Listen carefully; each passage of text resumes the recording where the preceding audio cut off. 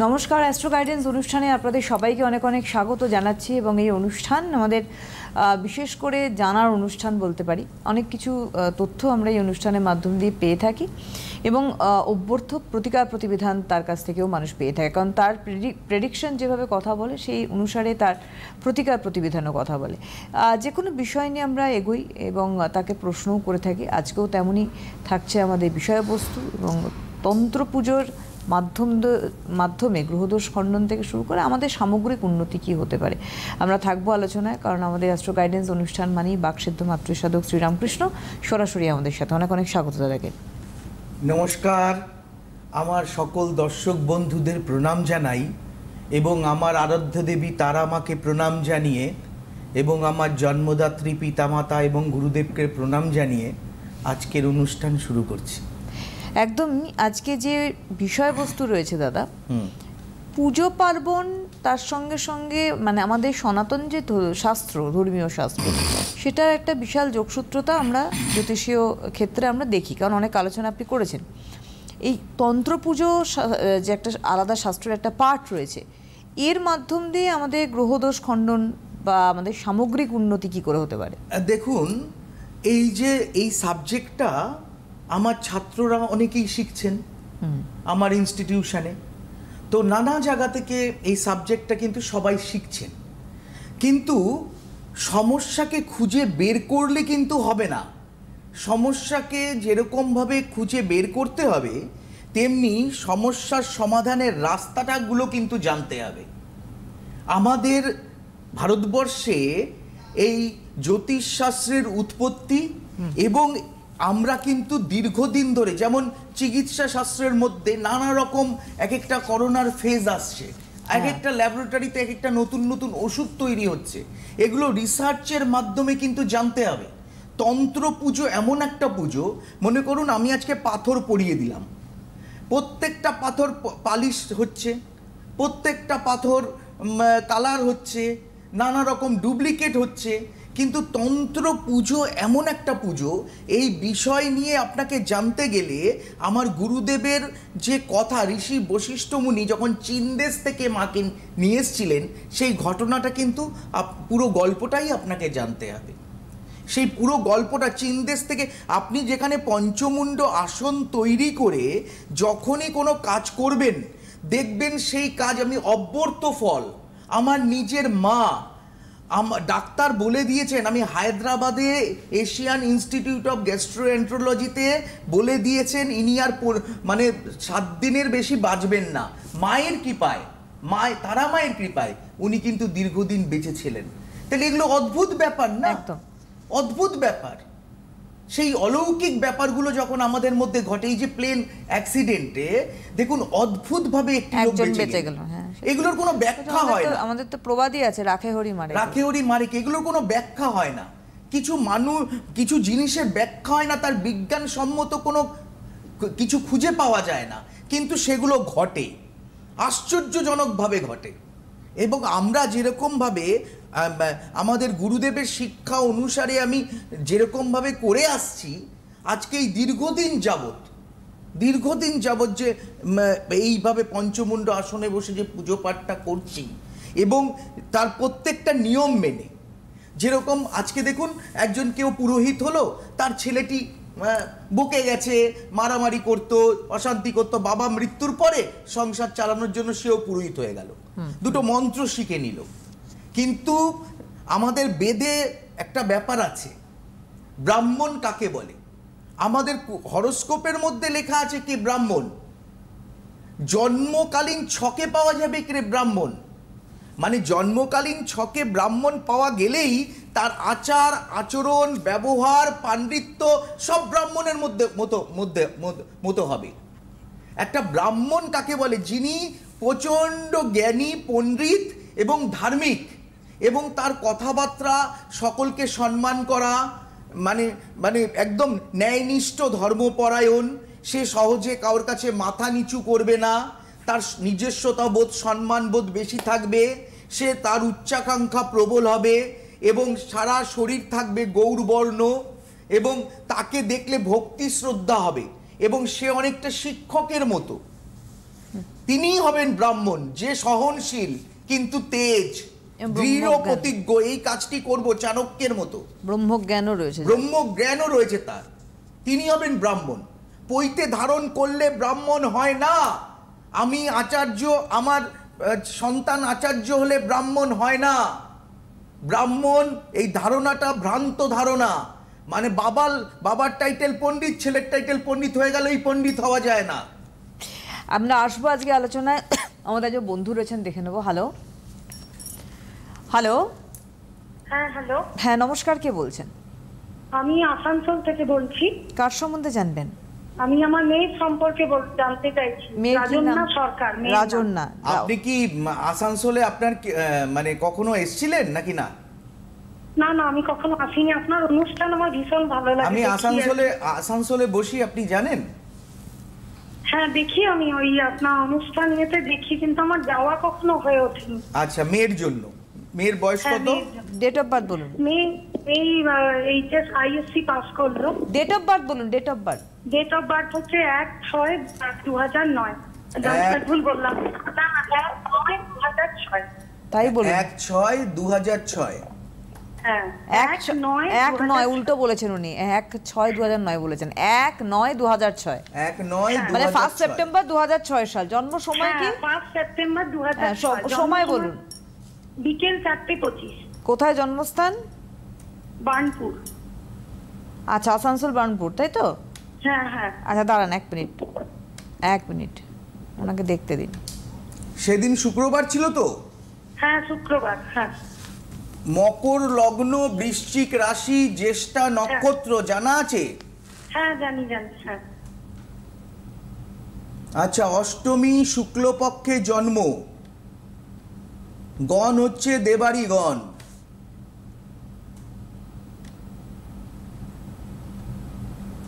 দাঁড়ান। আচ্ছা,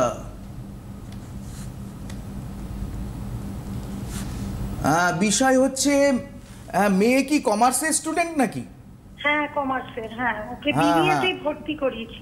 হ্যাঁ ওকে বিবিএতে কলেজে ভর্তি করালাম, ওই ব্যাংকিং ফাইন্যান্সে ভর্তি করিয়েছি বিবিএ। ঠিকই করেছেন, সবই ঠিক আছে। তবে মেয়ের কিন্তু এখন পড়াশোনায় মন নেই। আচ্ছা, বুঝতে পেরেছেন? একটা ছন্ন ছাড়া যোগ তৈরি হয়েছে। আচ্ছা। হ্যাঁ, কিছু বন্ধু বান্ধব হবে, হ্যাঁ, তারা কিন্তু ওকে নানা রকম ভোগ বিলাসের দিকে মন থাকবে, একটু অলসতা দেখা দেবে এই সময়। আচ্ছা না, আপনি এগুলো ফিল করছেন? হ্যাঁ একদম এই ব্যাপারটাই হচ্ছে, একদম তাই। হ্যাঁ, তো একদমই ঠিক। চাণক্যের একটা শ্লোক আছে, অলসস্য কুতবিদ্যা, অবিদস্য কুতধনম, অধমস্য কুতমিত্রং, মনোমিতস্য কুত সুখম। ওকে এই কথাটাই বোঝাচ্ছি যে বন্ধু সঙ্গটা ওর। হ্যাঁ, তারপরে কি আবার এমন একটি মানে মেয়ে বন্ধুর সাথে পরিচয় হবে যে মেয়ে বন্ধু ওর আসল সময়টাকেই নষ্ট করে দেবে। আচ্ছা, আর একটা কথা বলে রাখি, ওর কিন্তু বা পায়ে এই সময় হঠাৎ একটা আঘাত লাগতে পারে। ওর বা পায়ে এই সময় হঠাৎ আঘাত লাগতে পারে। বেশি সৌন্দর্যের দিকে, সাজুগুজুর দিকে, ড্রেসের দিকে মন না দিয়ে সাধকের মতো পরিশ্রম করুক, ও একটা জায়গা পেয়ে যাবে। তবে এটা করতে গেলে পঞ্চ ইন্দ্রিয়, 5 সেন্সেস আমাদের তো কন্ট্রোল করে। এই 5 সেন্সেসকে কন্ট্রোল করতে গেলে ওকে যা প্রতিকার দরকার, হ্যাঁ, আপনি যদি কাউকে বলেন যে তুমি খেও না, যে লোভী সে আপনাকে লুকিয়ে খেয়ে নেবে। এটা হচ্ছে ইন্দ্রিয় আসক্তি। এই ইন্দ্রিয় আসক্তিটা, কোনো লোক কেউ বিয়ে করতে চায়, কোনো ছেলে, তার মা বলে চাকরি না পেলে বিয়ে করিস না, দেখা গেল একদিন সে বিয়ে করে বউকে নিয়ে ঘরে চলে এলো। এটাকে বলে ইন্দ্রিয় আসক্তি। এই ইন্দ্রিয় আসক্তিটা বউকে মেরে আঘাত করে ঠিক করা যায় না। এটাকে পঞ্চ ইন্দ্রিয়টাকে যোগের মাধ্যমে কন্ট্রোল করতে পারে। যেমন কোনো যোগীদের কোনো তাবিজ কবজ পাথর কিছু লাগে না। যারা পুজো করেন, যোগ করেন, মহারাজ হন, তারা কোনো কিছু ধারণ করেন না। কেন? তারা নিজেদের শরীরটাকে ওভাবে তৈরি করতে পেরেছেন। আপনার সন্তানকে সেই প্রতিকার বা প্রতিবিধান যদি দিতে পারেন তবেও আপনার কথা শুনবে, না হলে বকলে, মারলে, আঘাত করলে কখনো ও আপনার কথা শুনবে না, কারণ ওর ইন্দ্রিয় আসক্তি ওকে ওই দিকেই নিয়ে যাচ্ছে। আপনি নিশ্চয়ই বলুন। বুঝতে পারছেন যা বললেন। বলুন। কেরিয়ার, হ্যাঁ বলুন। হ্যাঁ বলুন, বলুন কি জানতে চান? মানে ওই পড়াশোনা কেরিয়ারটা মানে ভালোর দিকে যাবে তো, মানে এইগুলো যদি আমি করাই আর কি, সেই জন্য। সেটা আমি এখন থেকে কি করে বলবো? আপনি ছেলেকে কোনো জিমে ভর্তি করলেন না, ব্যায়াম শুরুই হলো না, আপনি বললেন ও মানে ইন্ডিয়া ফেমাস ব্যায়ামবীর হবে তো? আগে তো কর্ম করুন, কর্ম প্লাস ভাগ্য প্লাস চেষ্টা ইকুয়াল টু ফল। কর্মের সাথে সাথে ভাগ্য যোগ হয়। হ্যাঁ, আপনি যেরকম যে শুয়ে থাকে তার ভাগ্য শুয়ে থাকে, এটা আমার কথা না, এটা স্বামীজির কথা। আপনি এখনো পর্যন্ত মেয়েকে প্রতিকার বা প্রতিবিধান করালেন না, আর কবে করবেন? দোষ দিয়ে তো কিছু হবে না। আপনাকে আপনার কর্মটা, মা হয়ে, আপনার মা হচ্ছে সব থেকে বড় জ্যোতিষ। আমি প্রত্যেককে বলি, আপনারা কাজ না হলে খালি জ্যোতিষদের বলে বেড়ান, এই জ্যোতিষ, এই অ্যাস্ট্রোলজার এটা দিয়েছে, এটাতে কাজ হচ্ছে না, ওটা দিয়েছে, কাজ হচ্ছে না। কিন্তু আপনারা যে একদম শেষ মুহূর্তে যে পৌঁছে যান, যখন সেই সময় কাজ করার সময় থাকে না, একটু আগে আগে আসেন না, যেই সময় আপনার হাজব্যান্ড ওয়াইফ মিল আছে, যেই সময় আপনাদের মধুর সংসার চলছে, উড়ে উড়ে বেড়াচ্ছেন, সেই সময় আপনারা প্রতিকার প্রতিবিধান বা হরোস্কোপটা দেখেন না। যখন ঝগড়া শুরু হয়, অশান্তি শুরু হয়, ডিভোর্স কেস চলে, তখন আসেন। এইগুলো করলে কি হয়? এইগুলো করলে প্রপার রেমেডিসটা মানে কাজ করতে মানে সময় লাগে। এগুলো ঠিক নয়। আগে থেকে আপনাকে নিজের হরোস্কোপটাকে বুঝতে হবে, আমি কোন দশা অতিক্রম করছি। আপনার মেয়ে শুক্রের দশা অতিক্রম করছে, শুক্র কি করতে পারে, শুক্রের কারকতা কি, শুক্র কি কোন কোন বিষয়ে আকর্ষণ আনতে পারে, এগুলো সব বুঝতে হবে। মেয়ের ছন্নছাড়া যোগ রয়েছে, এই ছন্নছাড়া যোগে শুক্রের দশায় কি হতে পারে, পরাশরী হোরার অষ্টম অধ্যায়ে কি লেখা আছে, এগুলো জানতে হবে, বুঝতে হবে। না হলে আপনি সার্চ করেও দেখতে পারেন। এখন অনেক কিছু শেখার ইচ্ছে থাকলে আপনি গুগলে সার্চ করে আপনি অনেক কিছু জানতে পারবেন। এগুলো জানতে হবে। জীবন সম্পর্কে এত উদাসীন হলে তবে আপনি জীবনে প্রতিষ্ঠা লাভ করবেন কি করে? আপনি শুনতে থাকুন, অনেক ধন্যবাদ জানাই। এবং আপনি যেহেতু আসানসোল থেকে ফোন করছিলেন, এই মাসে আসানসোলে চেম্বার নেই দাদার, চেম্বার রয়েছে কিন্তু জুলাই মাসে 12 তারিখে, মানে 12 জুলাই আসানসোল চেম্বার রয়েছে, আপনি যোগাযোগ করতে পারেন। যেহেতু আমি চেম্বারের প্রসঙ্গ তুলেছি সেক্ষেত্রে একটু বলে দিই, 19 জুন কালিয়াগঞ্জ চেম্বার রয়েছে, 20 জুন 20 জুন রয়েছে রায়গঞ্জ, 23 জুন কলকাতায় চেম্বার, আপনারা জানেন বাঘাযতীনে চেম্বার রয়েছে, দাদার চেম্বার থাকে। 23 জুন কলকাতায় চেম্বার, 1 জুলাই নর্থ বেঙ্গলে যাচ্ছেন কিন্তু 1 জুলাই কোচবিহার, 2 জুলাই গুয়াহাটিতে নর্থ ইস্টে, 3 জুলাই জলপাইগুড়ি। আমি একটা কথা বলি, হ্যাঁ, মানসিকতা থাকতে হবে, পরিবর্তন আনার। অর্থটা বড় কথা নয়, ব্যবসা করতে গেলে সেই জেদ থাকতে হবে, অর্থটা বড় কথা নয়। ছোটবেলা থেকে সে প্ল্যানিং করতে হবে যে আমি ইনকাম ট্যাক্স ফাইল করব, আমি সরকারকে দেখাবো আমি কিছু কাজ করি। না, সেটা নন প্রফিটেবল ইনকাম হোক না কেন, সেটা আমি দেখিয়ে একটা জায়গায় নিয়ে যাব, ব্যাংক আমাকে লোন দেবে। তারপর এটা একটা ব্যাপার। আমি জীবনে ব্যবসা করব, কিছু হলো না, তারপরে আমি একটা ব্যবসা শুরু করলাম, হতে পারে না। আপনি বড় ব্যবসায়ী হতে পারবেন না। আপনার উদ্দেশ্য থাকতে হবে ছোটবেলা থেকে আমি ব্যবসা করব। কেউ যদি অর্থ নেই আমার কাছে আসেন, তার উদ্দেশ্য ভালো আছে, আমি বুঝে যাব। তাহলে আমি প্রতিকার বা প্রতিবিধান দেব এবং তার থেকে প্রতি মাসে অল্প অল্প করে সে আমাকে টাকা দিতে পারবে। কেউ যদি ইচ্ছে থাকে যে আমার কাছে টাকা নেই দাদা, আমার কাছে এই সামান্য অর্থ আছে, আপনি আমাকে করে দিন, আমি প্রতি মাসে ফোনপে বা গুগল পেতে আপনাকে টাকা পাঠিয়ে দেবো, আমি তার জন্য নামবো, কাজ করব, সেটাও আমি করে দিতে পারি। কিন্তু কেউ যদি মনে করেন যে তিনি কোনো কিছুই করবেন না জীবনে, তাহলে বা আমি অনেকে ভাবেন এর কাছে যাব না তার কাছে যাব, এগুলো আপনাকে সিদ্ধান্ত নিতে হবে। আমি মনে করি যিনি সবসময় আপনার ফোন ধরবে, সবসময় আপনার পাশে থাকবে, সবসময় আপনাকে সহযোগিতা করবে। যেমন চাণক্য বলেছে, শ্মশানে রাজোদ্ধারে যে সঙ্গে থাকে সে হচ্ছে প্রকৃত বন্ধু। একজন অ্যাস্ট্রোলজার হচ্ছে ফ্রেন্ড, ফিলোসফার অ্যান্ড গাইড, যে আপনার সুখে দুঃখে আপনাকে সব সময় একটা জ্যোতিষশাস্ত্র মতে বুদ্ধি দেবে, যেটা আগেরকার দিনে রাজা মহারাজাদের থাকতো। এখন আমরা সবাই রাজা, আমাদের এই রাজার রাজত্বে আমরা, এটা এখন গণতান্ত্রিক দেশ, এখানে রাজা বলে কেউ নেই, আমরা সবাই রাজা। তাই আমাদের প্রত্যেকের একজন করে জ্যোতিষী দরকার, অ্যাস্ট্রোলজার দরকার, যাদের থেকে প্রতিনিয়ত আমি অ্যাডভাইস নিতে পারি। একদমই তাই। বলে রাখি, চেম্বার 1 জুলাই কোচবিহার, 2 জুলাই গুয়াহাটি, 3 জুলাই জলপাইগুড়ি চেম্বার, 5 জুলাই রয়েছে তারাপীঠে চেম্বার, 8 জুলাই মেদিনীপুর, 9 জুলাই চুচুড়া, 10 জুলাই বর্ধমান, 11 জুলাই রয়েছে দুর্গাপুর চেম্বার, 12 জুলাই আসানসোল, 14 জুলাই দমদম, 15 জুলাই রানাঘাটে চেম্বার রয়েছে। যারা বাইরে, ওনার তো দিল্লি চেম্বার রয়েছেই, দিল্লি থেকে শুরু করে বাংলাদেশ, ঢাকা, প্রত্যেকটি জায়গায় দেখুন ইন্টারন্যাশনাল চেম্বারের মধ্যেও ঢাকা রয়েছে, দুবাই, বিভিন্ন জায়গায় চেম্বার আপনারা স্ক্রিনে দেখতে পাচ্ছেন। ডেট অনুসারে আমরা বলে দিই এখানে।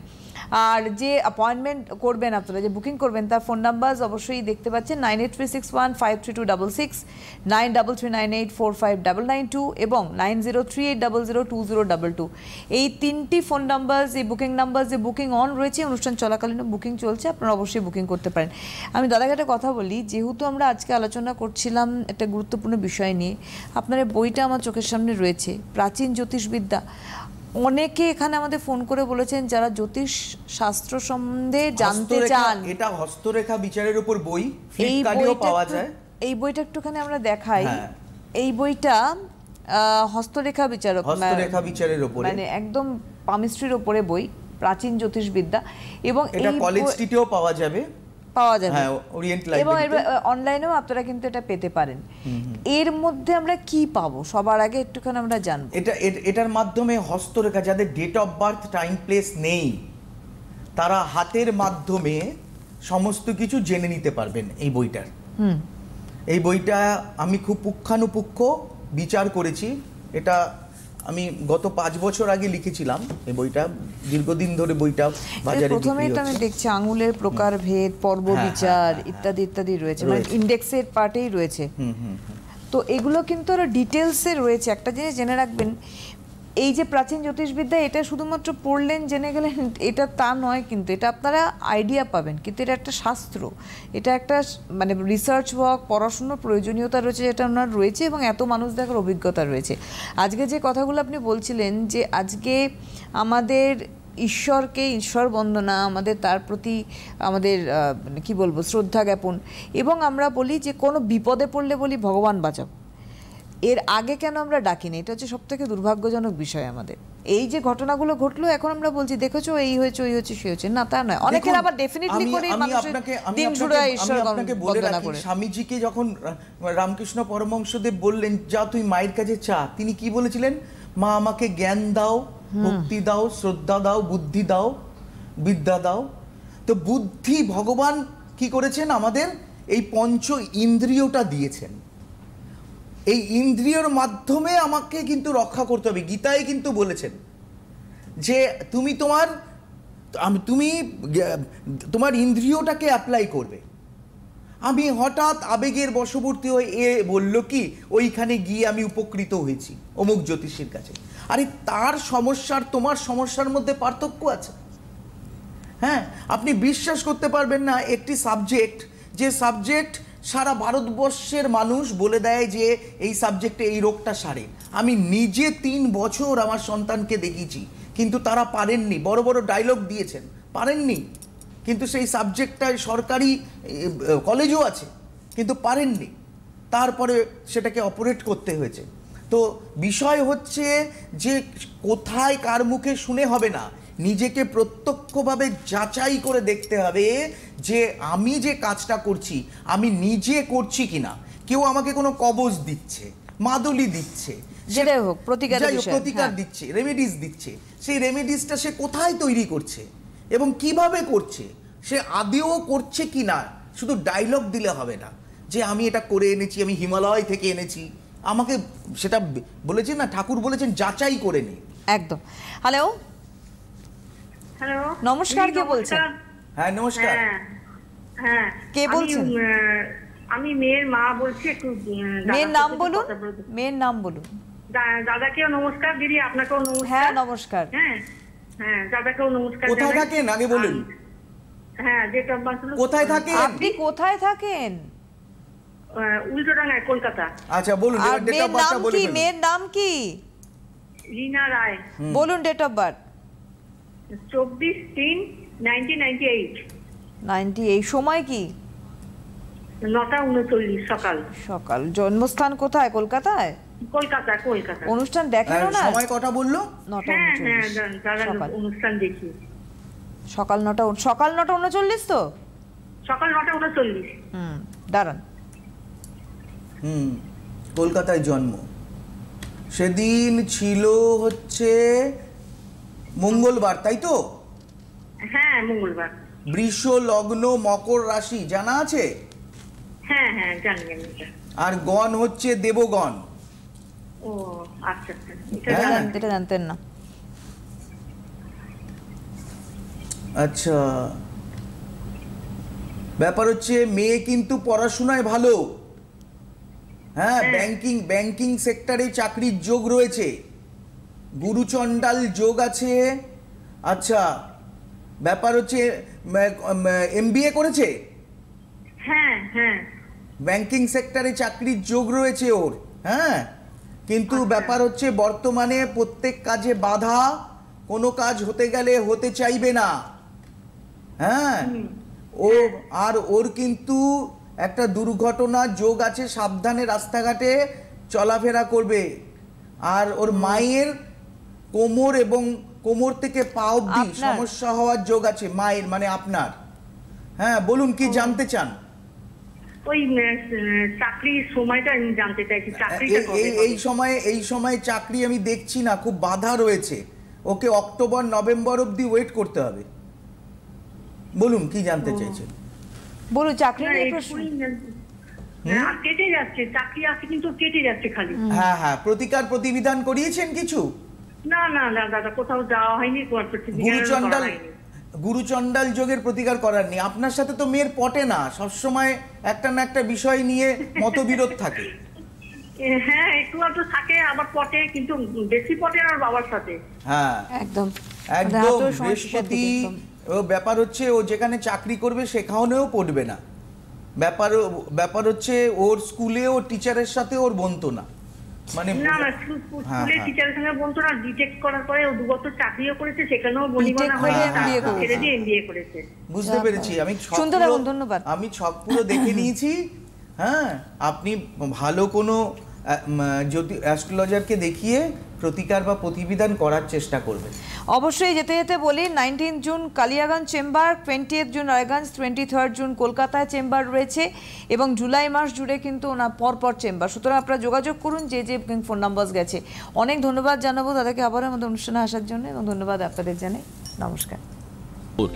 আপনাদের প্রিয় জ্যোতিষী রামকৃষ্ণ শাস্ত্রী অনলাইন কনসালটেন্সি করছেন।